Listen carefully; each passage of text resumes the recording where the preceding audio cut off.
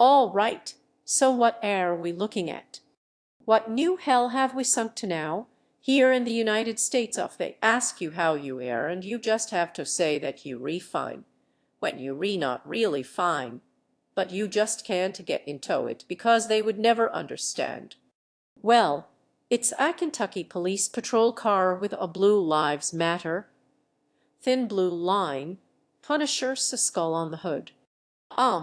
There's a lot to unpack here, but let's stick to tradition and begin by examining the skull. The skull is the symbol of the Punisher, the Marvel Comics vigilant anti-hero. The Punisher's real name is Frank Castiglione, but he changed it to Frank Castle. I guess because he's ashamed of his Sicilian heritage. Disappointing. Frank Castle is an ex-Marine whose wife and kids are murdered by the mob, leaving him an empty husk of a man whose only consolation is his obsession with revenge.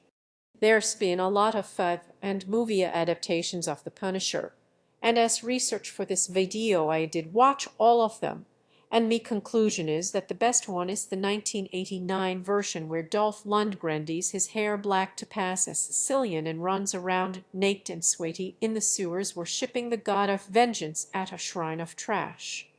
You know, just like the police do. Hi, I'm Natalie, creator of ContraPoints. And no, I'm not a cat girl. I am a cat woman. I am sorry you re-intimidated by that. Look, I'm tired of only being valued for me petite, heterosexual body. I'd like to be recognized for me worth as a mother, as a wife, and as a woman with values. Just kidding. I'm trash. Let's talk about justice. Yulu. Justice is when I get lots of head pats. Nay. The Punisher's main quest is to kill all the mobsters who murdered his family, but once he gets revenge, he can't stop killing because it's the only thing that gives meaning to his shitty life, so he wages a one-man war on organized crime. But no matter how many bad guys he kills, it's never enough, because new criminals just come along and take the place of the old ones. It's like a cycle where violence begets violence, and nothing ever really changes.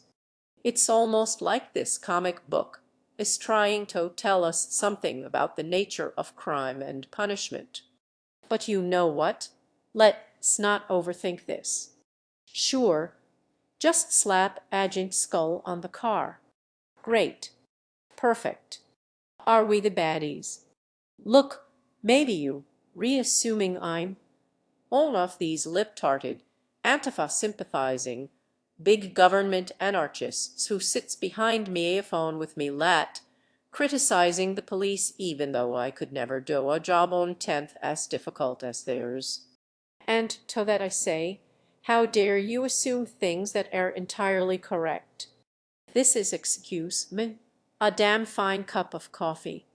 There, just nothing better than waking up in the morning and having the first dose of the chemical you re-addicted to.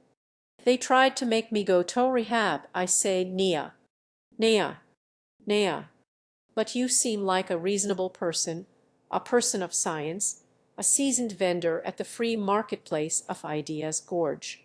And as a reasonable person, I'm sure you wouldn't happen to enjoy head pats. As Socrates once said, 2 + 2 is 4 is equally true whether uttered by a philosopher king or a peasant knave. Or a necameme.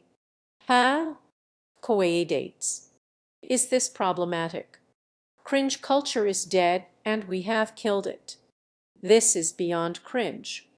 This is cursed, children, cursed. So actually Socrates didn't say this quote. I just made it up. But oh, that just proves a point I'm making, so maybe you should hear me out, Nia. I am making this video at a time when hundreds of videos of police brutality are being shared on social media, spurring on a movement to abolish police in prisons. And at the same time, there's a growing culture of only vigilantism, where justice is taken into the hands of Twitter mobs demanding accountability and consequences for bad behavior. All of this raises a lot of questions. Questions like, what should the consequences be for bad behavior? Who should impose these consequences? And under what circumstances? And for what purpose? If we were to abolish police in prisons, what would take their place? Oh me God, these contacts. I'm literally doing a whole video with fucking sideways cat A's. Ridiculous. Why don't we start with the basics and ask ourselves, what is justice, Socrates? It's a question philosophers have pondered for thousands of years, with no conclusive answers. I think I can probably figure this out in a YouTube video, because the philosophers were dummies. And I am very smart. Nea, Rasputin. 1. Revenge. Revenge. Revenge. The Punisher represents a particular idea about what justice is, symbolized by the skull he wears on his t-shirt so that bad guys know they're about to get punished. The Punisher's view is that justice means harming people who harm people, an eye for an eye. This is called retributive justice, the idea that people who commit crimes deserve punishment in proportion to their crime. It's a very emotionally powerful idea of what justice is, because it's rooted in our instinct to strike back at someone who's harmed us. Social animals like humans and chimpanzees often practice revenge, probably because it serves an evolutionary function. If another monkey in your monkey troop steals your bananas, and you don to get revenge, then other monkeys will learn that you're a doormat monkey. But if you get revenge on the thief monkey by, I don't know, letting her boyfriend pick parasites out of your fur, then that sends a message to the other monkeys that it is not profitable to mess with you. So our little monkey brains have evolved a taste for vengeance. And even in cases where it does actually benefit us, our desire for retribution is strong, and our little monkey brains reward us with a pleasant feeling of catharsis when justice of this kind is served. So of course there's a lot of content out there devoted to scratching this itch. For example, there's a subreddit called r/justice served with 1.5 million subscribers. I first found justice served when the popular feed showed me this post of 2 teenage thieves stripped naked, humiliated, and photographed as punishment, and all this elaborated under the heading Police Justice. In fact, before the murder of George Floyd by police, the description of the community was, now with 20 more police brutality. Fun fact, this ain't the chief. Period. Full stop. That's the tweet. Of course, I subscribed to Justice Served right away, thinking someone should be keeping an eye on these people. Here's a typical Justice Served post. Woman sets pedo. Husband on fire after catching him robbing. 7-year-old daughter titled "This Man Got What He Deserved." Instant regret. Editor exposed. To be honest, when he wrote this part of the script, I forgot I was gonna be wearing cat ears. I am really out here trying to have a conversation about immolating sex offenders while dressed like an aging, bargain bin, Belle Delphine impersonator. Well, dress for the job you want. Dress for the job you was for. I mean, whomst amongst us would set their husband on fire under those circumstances, right? Let's look at the comments on that post, though. Let's read the room. She's a hero, in me opinion. Should we had it live on television? Give her a middle. Give her 2 middles. So most people err in favor of setting predators ablaze, but there's always a couple buzzkills in there, whining as usual about, oh, maybe we shouldn't, but be cheering on burning people alive with no due process and no evidence. Lots of men like to fuck me wife because I'm too busy crying about due process. But those people get shouted down pretty fast. They get called pedo simps. Pedo simp, pedo simp. So justice served is a community for people to gather together and bond over our shared love of extrajudicial violence. But of course there's always someone who takes it a little too far. On this video of a thief being kicked in the head until his face is a bloody pulp, un commenter says, "That's a Justice Bonner for me. I dream of the day I catch the thieves that stole from me, and kick the life out of them." Criminal fail. Like gone wrong. So when the righteous zeal for justice becomes the cloak of bloodlust, that is off-putting to some people.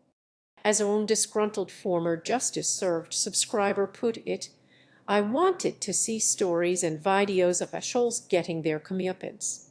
Instead, I got bombarded with an angry, toxic moral absolutism. Everything is black and white with them. And why the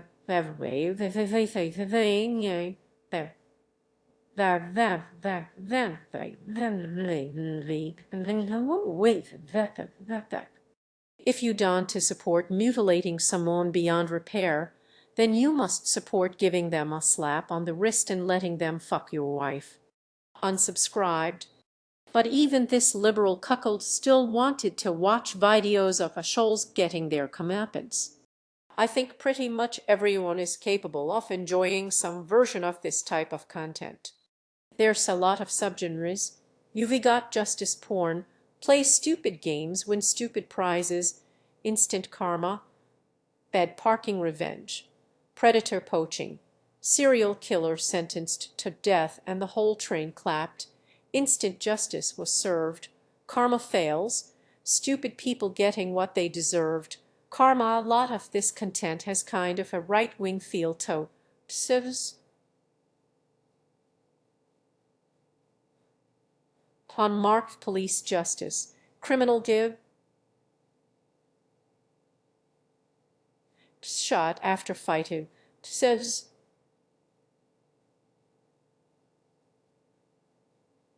home invader to more.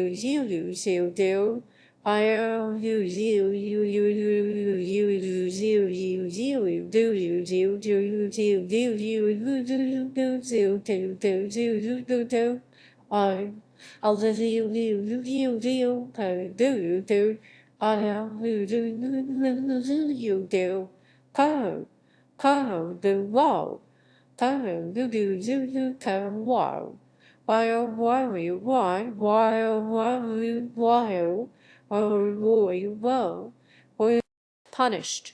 It reminds me of people who spend 10 hours a day fantasizing about how they gonna kill home intruders with the gun they keep in the bathroom, but I don't think this longing for retribution is distinctively right-wing.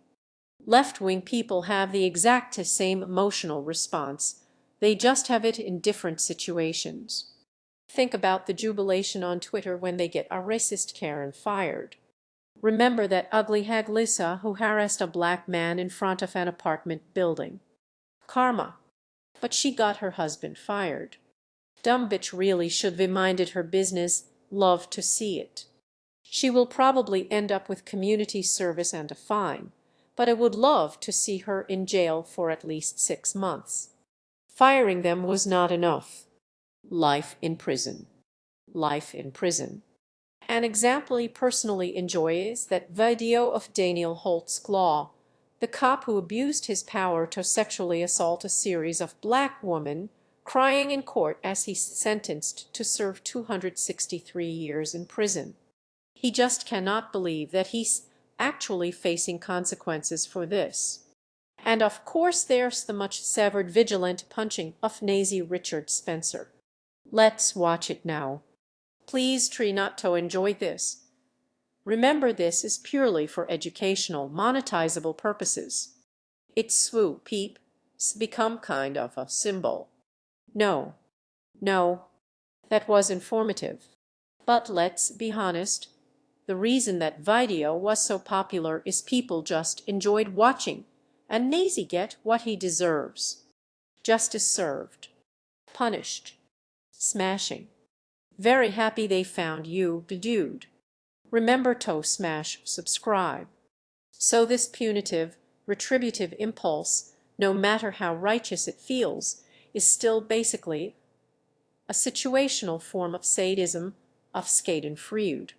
The satisfaction of justice served is the pleasure we take in inflicting or witnessing the suffering of someone who deserves it. Now the phrase deserves it is doing a lot of work here. The correct use of that phrase is the difference between a morally well-adjusted person and someone who's hiding bodies in the crawl space.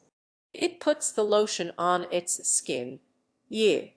But people generally agree that those who harm others deserve to be harmed themselves. It's why we love stories about revenge. Stories like Mean Girls, The Crow Old Boy, Titus Andronicus, and Matilda. Much too good for children. Revenge is such a popular plot line because it's easy for people to identify with a revenge-seeking protagonist, and it's just the easiest way to hype people up about spectacles of violence. This technique was used in one of the first books ever, The Odyssey by Homer. I stole this copy from my high school, and I stole this copy from my college. I still just read the Spark Notes. Well, let's read it now. Sia knew this would be useful someday. God, he's such a fuckboy. What does Athena see in this man? He must be really hot. Okay, I'm ready for me book report. So the hero of the story is Odysseus, and the whole book is him trying to get home to the island of Ithaca after Okay, so in the prequel, Odysseus' shitty friend Menelaus throws a tantrum after his wife leaves him to run off with a Turkish guy she was actually attracted to. How dare she? So Menelaus dragged an entire nation to war instead of doing what any normal man would do and blowing off some steam at Femboys Symposium. Anyway, when Odysseus finally gets back to Ithaca, he finds that his house is full of men who are eating his food and drinking his wine and trying to marry his wife. So Odysseus, and this is the hero of our story here, he murders all of his wife's suitors as payback. And then he rounds up all the slave women who slept with the suitors, and he has them all hanged. And this one suitor, Melanthius, Odysseus tees him up and cuts off his ears and nose and feet, and then rips off his genitals to feed to the dogs. In reading this, I guess I find myself asking, oh, was this really necessary? Like as a test reader, my feedback for Homer is, maybe workshop this. I mean, super unlikable protagonist, really kinda kills it for me. It's a male protagonist and you can get away with making them unlikable cause men love hearing about assholes. That's why they watch me channel. But the crazy thing is, I don't think Odysseus is supposed to be an asshole. The text seems to approve of what he does to the suitors and to his slaves. Yikes. Disappointing. Casual reminder that Odysseus kills his slaves. It isn't a good look. Whoa, this blew up. I don't have a SoundCloud. Give me money. Oh my God, this contact is fully horizontal. This is the last time we redoing cat A contacts. It just seems disproportionate, you know. Like it's not even a for an A. Because the suitors didn't kill anyone. They were basically just rude to Odysseus. But Aguus, you have to understand this kind of thing in cultural context. They came into his home, and they disrespected his wife, and probably she was in it, but whatever, we'll play along. So that was an affront to Odysseus' honor. And on the island of Ithaca, in the year 1000 or whatever, honor was everything. Because this was a pre-legal society. No laws, no courts, no cops, schools out, fuck 12. So honor is a code of conduct enforced by reputation. And that's what kept people from stealing and lying and murdering each other, though it was also often thing causing them to murder each other, because back then honor was the only thing protecting people from being taken advantage of. If you re an ancient Mycenaean king, and someone invites themselves into your house and drinks your wine and seduces your wife, well, you can't let them get away with that, because then people will walk all over you. So you need to get revenge to protect your honor, to maintain your reputation as a person who is not to be messed with. It's also the point of hard masculinity in honor cultures. Hard masculinity is a defensive posture, an intimidating posture. It showcases strength and hides vulnerability. We call it toxic masculinity now because in our society it's destructive and dysfunctional. We've moved beyond the need for this, which is why it's possible for me to exist. If society collapses and we go back to Achilles and Odysseus, I'm in danger. I'm much too delicate for this Mycenaean savagery. Back in Homer's time, I'd be a slave at femboy symposium. Extremely sad gay sounds, meo. But for people in situations where appealing to community or state law enforcement is not an option, such as kings of ancient Mediterranean islands, or gangsters who need to resolve conflicts outside of the law, or Wild West cowboys, hard masculinity has a function. It's a warning signal, like a skulled shirt, or the stripes on a poisonous snake, and the poisonous vengeance, justice served. So revenge is arguably the most basic form of retributive justice. The philosopher Francis Bacon defined revenge as a wild justice, according to the first paragraph of the Wikipedia article about revenge. Research. I am very smart, meo. But in most modern legal systems, revenge is frowned upon, and for pretty good reasons. An eye for an eye will make the whole world blind. Didn't you know that? If someone harms you and you get revenge by killing him, then his family is going to try to get revenge by killing you. It's a cycle of smashing. At the end of the Odyssey, the families of the suitors Odysseus killed band together and plot to get revenge by killing Odysseus. And literally the last thing that happens in the Odyssey is that the goddess Athena, who has an inexplicable lady boner for Odysseus, steps in and saves him by just making the families forget that Odysseus killed their children. So only divine intervention and amnesia stops the cycle of violence, but in reality that doesn't happen very much, so these cycles can last for decades or even centuries. In Albania, there's an ancient code called the canon, which requires a family to commit murder in order to preserve their honor when another family offends against them. Life for life, blood for blood. This historically led to blood feuds between families that could last for generations, and in fact it still sometimes happens in parts of northern Albania. There's documentaries on YouTube about families who are trapped at home, possibly for the rest of their lives, because there's a vendetta against them, and if they leave the house, they'll be murdered. Historically, blood feuds led to a high mortality rate for young men, which may have contributed to the tradition of what are called Albanian sworn virgins.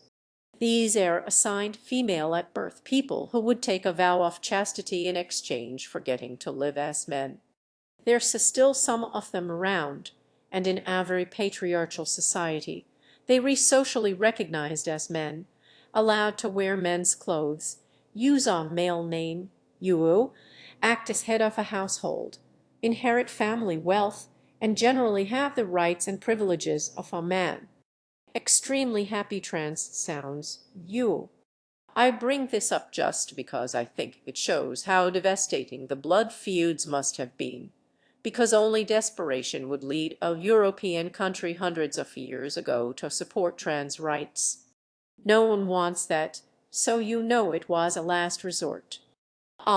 Sworn virgins weren't transgender. Most were compelled to provide for their family because they were just too much for their feelings and their people. I know that, sweetie. It was just a joke. Okay, calm down. Such cycles also happen on a larger scale, between communities, nations, ethnicities, religions. I am worried if I give a real example, I will be cancelled for seeming neutral about a conflict where I am supposed to take a side, so in the interest of cowardice. Let is say that the cat girls bombed the dog girls, and then the dog girls bombed the cat girls, and that cycle repeats for a few decades, and by that point both nations have such a long, extremely angry gay sounds, Naya. So a revenge-based code of honor is not really an ideal justice system. It's bloody, it's psychotic, and it produces these endless cycles of violence. So at some point in the growth of a civilization, something has to be done to control the cause caused by vengeance, and the most popular way to do that is to create a state legal system. 2. Distribution. The extremely heckin', cute, and valid German sociologist Max Weber defined the state as the organization with a monopoly on the legitimate use of violence. In an honor society with no rule of law, anyone is allowed to kill someone as long as they do so in accordance with the code of honor. But once you have the state, usually only the government is allowed to kill people. In ancient Babylon, there was a king called Hammurabi who enacted one of the first law codes in the world around 1750, an era that scholars refer to as history times. The code of Hammurabi looked like this. The laws were crudely scratched into the stone using some primitive attempt at writing. I mean, it was like 1,000 years ago, so I'm sure they were doing their best. It's a very good, sweetie. I'll hang it up on the refrigerator for you. Are they expecting this replica to be bigger? Sort of a Spinal Tap Stonehenge situation. The actual Hammurabi stels were about 7 feet tall, and they were publicly placed in the city so that everyone knew what the laws were. Even though most people were illiterate, but hey, they tried sort of. Let's read some of Hammurabi's laws. That's content right. Capital reacts to the code of Hammurabi. Naias queen. We don to deserve rights. So there's 282 laws, and they re all in if then form. So if you dox, then the punishment is C. 222, if anyone is committing a robbery and is caught, then he shall be put to death. That's extremely valid. If a son of a paramour or prostitute say to his adoptive father or mother, "You are not me father or me mother," his tongue shall be cut off. At least they re standing up for adoptive parents. If a man put out the eye of another man, his eye shall be put out. Now we re getting into some of the classics. If he break another man's bone, his bone shall be broken. If a freedman strike the body of another freedman, he shall pay 10 shekels in money. But if the slave of a freedman strike the body of a freedman, his ear shall be cut off. Oh, so there's different punishments for different classes. So it's like our legal system except honest. If a builder build a house for someone and does not construct it properly, and the house which he built fall in and kill its owner, then that builder shall be put to death. If it killed the son of the owner, the son of that builder shall be put to death. The son of that builder shall be to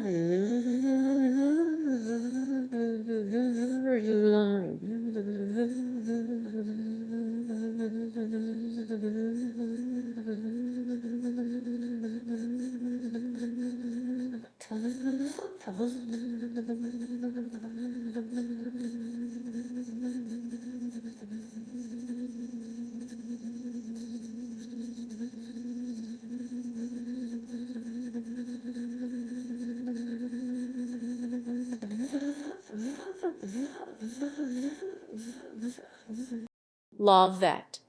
Okay, so by modern standards, the code of Hammurabi does not pass the vibe check. The vibrations are very negative. It's a lot of cutting people's hands off and burning them alive. Just a major vibe killer all around. But you credit Hammurabi's code for resolving the problem of honor-driven revenge cycles. You know, if you live in Babylon and someone harms you, instead of retaliating against their family and potentially starting a generations-long blood feud, you take your grievance to the elders of the city, who reach a verdict and impose a sentence just as served. So the involvement of a neutral third party is one major difference between vigilant revenge and a state legal system of retributive justice. Let's list all the differences. Revenge is personal, in the sense that it's the victim who does the avenging. It's often emotional, an act of passion. It can be disproportionate, as in Odysseus killing the suitors for squatting in his palace, and it's sadistic. It's satisfying to the avenger. Revenge is sweet. On the other hand, a legal system of retributive justice is impersonal, in the sense that the punishment is imposed by a third party, the state, and not the victim. It's therefore disinterested, so not in theory motivated by emotion, and also lacking the sadism of sweet revenge. It's also proportionate, again in theory.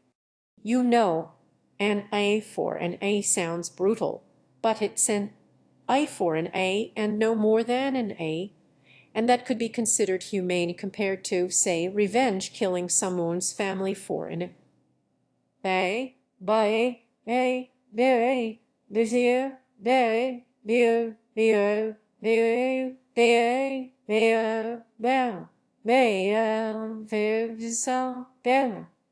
more into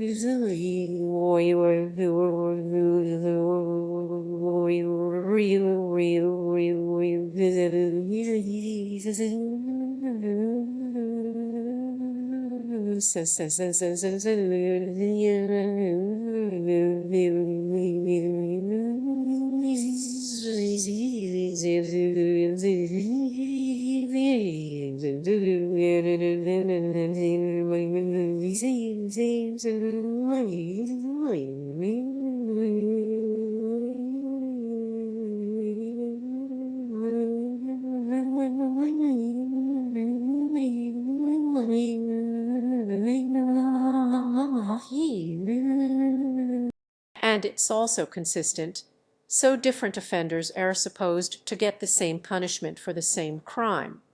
I mean, unless you re-rich, in which case, don't you even worry your little head about it, just pay some gold. It's fine. Girl, these contacts, like. So there are supposed to be these differences between revenge and retributive justice, which is why it's so inappropriate for law enforcement to identify with the outlaw punisher. Modern criminal sentencing accepts retribution as a goal while rejecting revenge as lawless. However, I feel that retributive justice is still spiritually akin to revenge. It scratches the same emotional itch. It's basically revenge by proxy. If revenge is wild justice, then retributive justice is domesticated revenge. In both cases, there's a drive to restore the moral order of things, to balance out the karma by harming the person who caused harm, sometimes in a poetic justice kind of way. Like in the Code of Hammurabi, there's this symbolic retaliation of punishing the body part that you offended with, cutting off the hand that struck the father, cutting off the breasts of the wet nurse who switched the babies, cutting out the tongue that renounced its parents. There's a kind of aesthetic dimension to this, an appreciation for this symmetry of punishment and crime. For a modern example, here's a poetic justice post from r/instant karma. Mugshots puts people's mugshots online and then demands payment to take them down. The site's founders were just arrested for extortion. Here are their mugshots. There's something metaphysically pleasant about poetic justice, this sense of beautiful cosmic harmony. And my guess is that this way of thinking originates in some primeval human instinct that's difficult to get rid of. But that doesn't mean we should question it. The logic of retribution has been questioned for thousands of years by philosophers, reformists, meshes, fancy people who think they read too good to enjoy violence. One school of anti-retribution thought we could call the love and forgiveness school. And the main love and forgiveness guy is a preachy lib you may have heard of called Jesus of Nazareth. Back in Bible times, the Hebrews had laws of retributive justice that were similar to the Code of Hammurabi. Like in the book of Exodus, God gives a bunch of laws to Moses, including some relaunches of Hammurabi classics. Viewers at home may now open up your Bibles to Exodus 20:22. If people are fighting and hit a pregnant woman and she gives birth prematurely, but there is no serious injury, the offender must be fined whatever the woman's husband demands and the court allows. But if there is serious injury, you are to take life for life, eye for eye, tooth for tooth, hand for hand, foot for foot, burn for burn, wound for wound, bruise for bruise, head pats for head pats. Welcome to Catholic Bible Study, Neil. Extremely devotional gay sounds, Ulu. I feel very spiritually aroused right now. My third eye chakra. Dripping. Macaroni in a pot. I need Jesus. I am so sorry. So the law of Moses is pretty based and uncut. It's basically an eye for an don't to be a homo, basic common sense. But then Jesus comes along and he's riding his high horse of love and forgiveness. In Matthew 26:52, a disciple tries to defend Jesus from being arrested after Judas betrays him. But Jesus says, "Put your sword back in its place, Spartacus. All who draw the sword will die by the sword." Some people read that as saying that violence begets violence and should be renounced, even to the point where you shouldn't defend yourself, which is peak radical centrism, denying the right of marginalized people to defend themselves. Rethink this. It gets worse. In the Sermon on the Mount, Jesus says, "Love your enemies and pray for those who persecute you." Love your enemies But I don't want to love me enemies. No loving. Smashing. But maybe Jesus wasn't as literal-minded as that. You know, religion is a very subjective thing, and I have me own Bible interpretations, and my personal view is that a lot of what Jesus says is actually sarcasm. Like consider Matthew 5:38. Why is no one talking about Matthew 5:38? Jesus says, "You have heard that it was said, an eye for an eye, and a tooth for a tooth. But I say to you, do not resist an evildoer. But if anyone strikes you on the right cheek, turn the other also." Think of the drama of what he's asking you to do here. Someone strikes you across the face, and you go, "Oh, this is not pacifism, this is passive aggression, some sort of primeval Hebrew shade. This is the Christianity of, okay, well, I'll pray for you, but if you do take Jesus at face value, then I would argue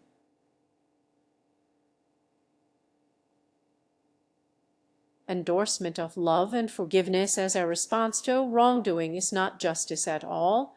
It's an alternative.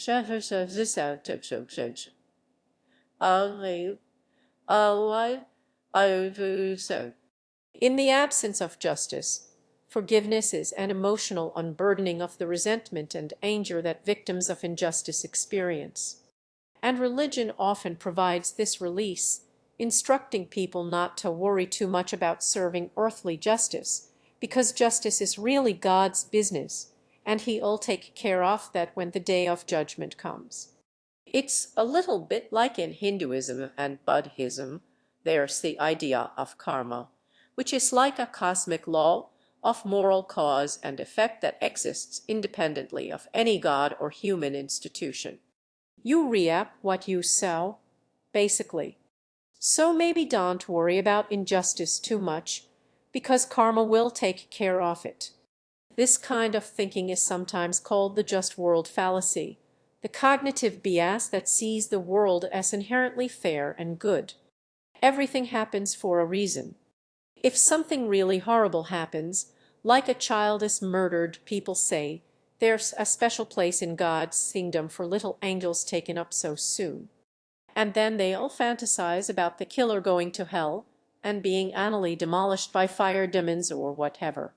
People reassure themselves like this because it relieves the stress of enduring unresolved injustice. In the Bible, the book of Job deals with the problem of injustice. Why do bad things happen to good people? And the answer is, just don't worry about it. It's part of God's plan. It'll all work out in the end. It's fine. Everything's fine. The alternative is being burdened with the awareness that the world is just kind of very not good. In which case, you might start getting ideas in your head about, I don't know, maybe changing some things. I should disclaimer that hashtag not all religion, and obviously many political activists have been influenced by faith, but let's put a pin in that for now. 3. Utilitarianism. So there's also a secular tradition of anti-retribution thinking which tries to define justice as something other than retaliation. Utilitarian reformists have argued that the goal of criminal justice should be to improve society rather than punishment for punishment's sake. Utilitarianism is the moral theory which says that the right thing to do is whatever causes the highest ratio of human happiness to human suffering. So the utilitarian approach to punishment looks forward at preventing future crimes, where retribution looks backward at punishing past crimes, revenge by proxy. Some utilitarian punishment goals might be deterrence, punishing criminals as an incentive for others not to offend, or incapacitation of criminals in prisons, or rehabilitation of criminals, trying to educate or discipline in them so that they can re-enter society. A lot of people consider these utilitarian goals to be more rational and scientific than retribution, which is very based in emotions. Also, the utilitarian idea of justice makes sense. even if you don't believe in free will. Because retribution really only makes sense if you believe that people freely choose their actions and are therefore culpable for their behavior, and can be deserving of punishment. Because punishing someone for something they didn't meaningfully choose seems, well, the Greek historian Herodotus tells a story about the Persian king Xerxes ordering the sea to be whipped with 300 lashes after a storm destroyed his bridge. Which seems irrational, right? To punish a force of nature. Leave me beautiful wet wife alone. It's debatable how free humans are.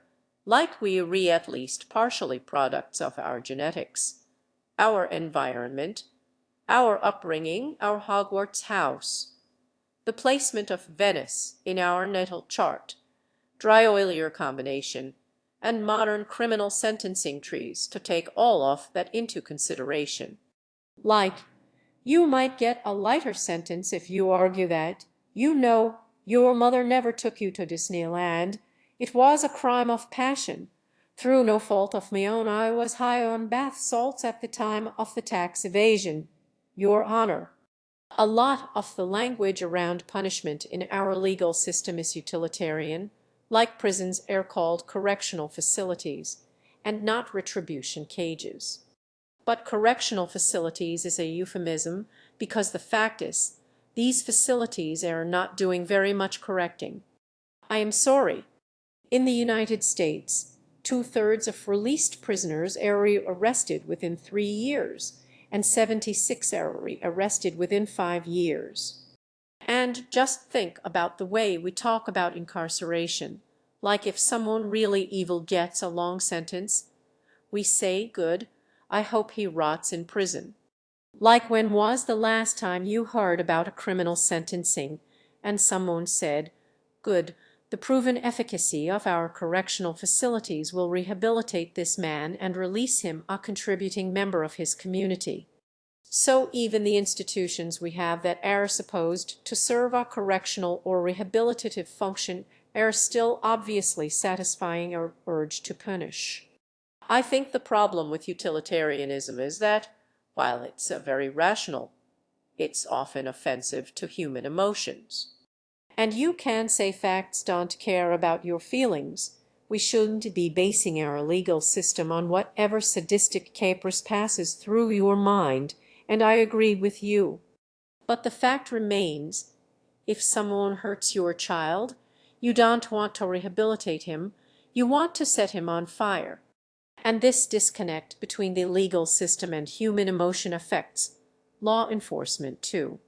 A YouTuber called Jose has a video called Why Some Cops Think They Re the Punisher, which argues that some cops and soldiers admire the Punisher because they relate to his military background while fantasizing about the moral simplicity of his vigilantism.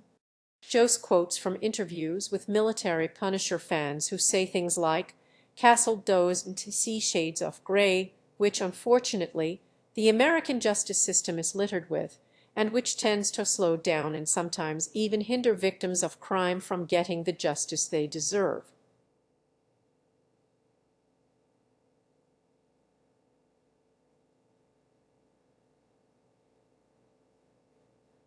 Windows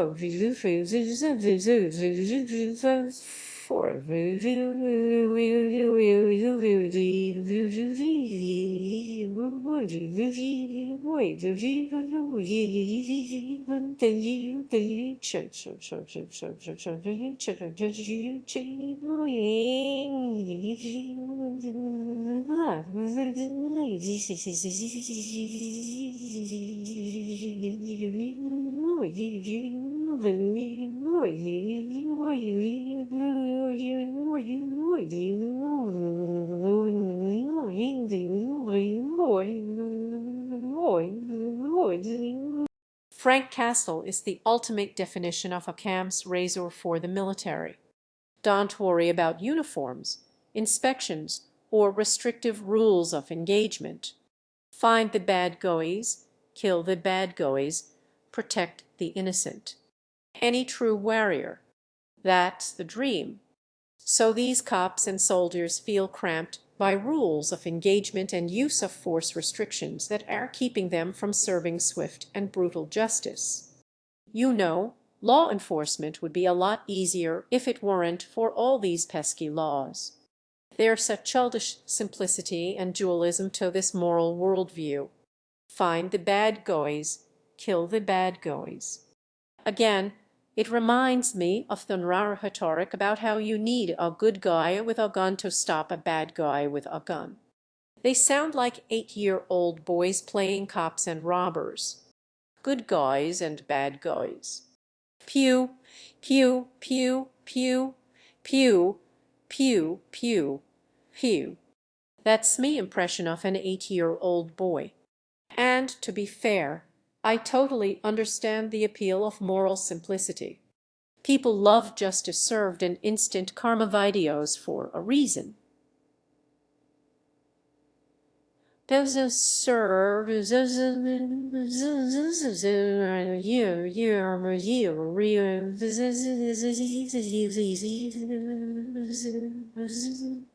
We take satisfaction in swift, decisive, elegant retribution.